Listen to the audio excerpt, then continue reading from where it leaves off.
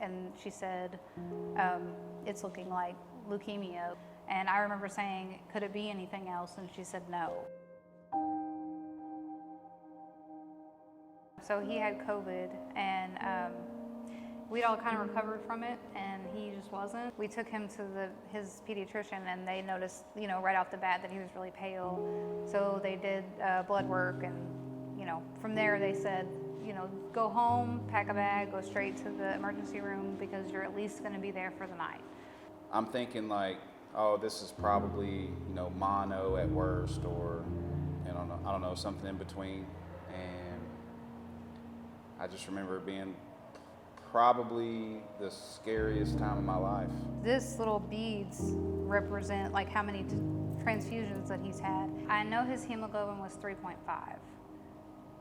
And of course it needs to be at least 10, or if it's under that, they transfuse. He needed blood immediately. Yeah. Oh yeah. Like he got, the first few days we were there is the majority of his transfusions. It was like back to back. Like 8. Yeah, like within the first week or something. It was a lot. The physician he was saying, we get kids in here with anemia all the time, but like I could just tell by the look on his face that he just didn't want to scare me. But I knew it was bad.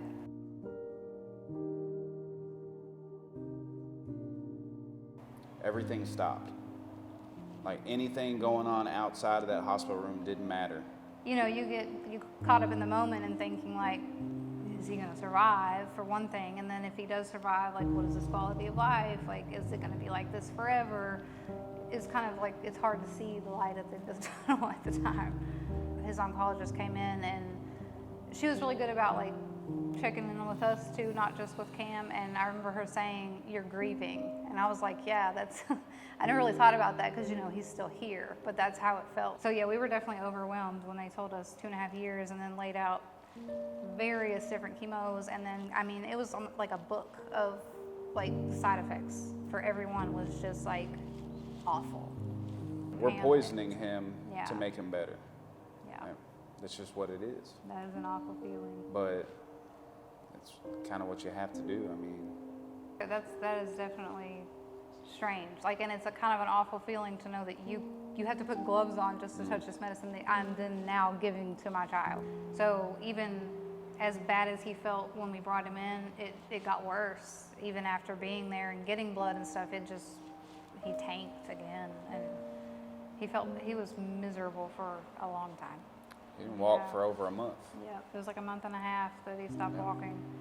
But with that being said, we got to see his first steps twice. Yeah. That's the way I look at it. Yeah, I don't know that I realized that cancer patients got blood ever, Like I didn't think about, it depleting your count, so then you need blood. I was thinking of more, you lose blood and have to get more.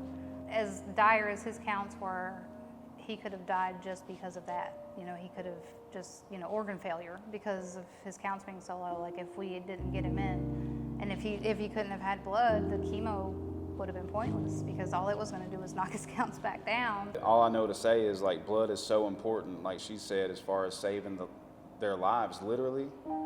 Cancer or anything that would need a blood transfusion or blood product, it's almost like this mythical thing to you or stuff that you see about on TV, but it's not. And it like I said earlier, it flips you upside down. He does need lots of chemo, of course, every day, but they make that in a lab. Like, there's never going to be a shortage of that. They can make it. But with blood, you can't make it. You solely have to rely on people to take time out of their day and donate.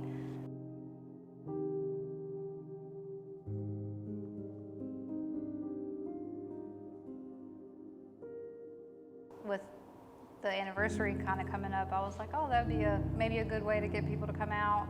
I thought I kind of put it out there that, hey, he still needs it. There's still kids who need it. There's still, adults who need it. Hopefully his little cute face will will bring people in and make them want to donate. And now that he's in the more gentle phase of it, he doesn't need as much, blood or anything else to help him feel better.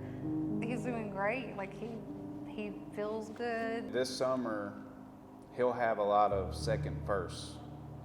Yeah, it's crazy. He's going to go swimming and play in the dirt. Yeah, he's allowed to do that now. play on swing sets without worrying about germs and bacteria and all these things. And like we're really looking forward to that. June 30th It's close. is his last oral chemo he will take on June 30th. So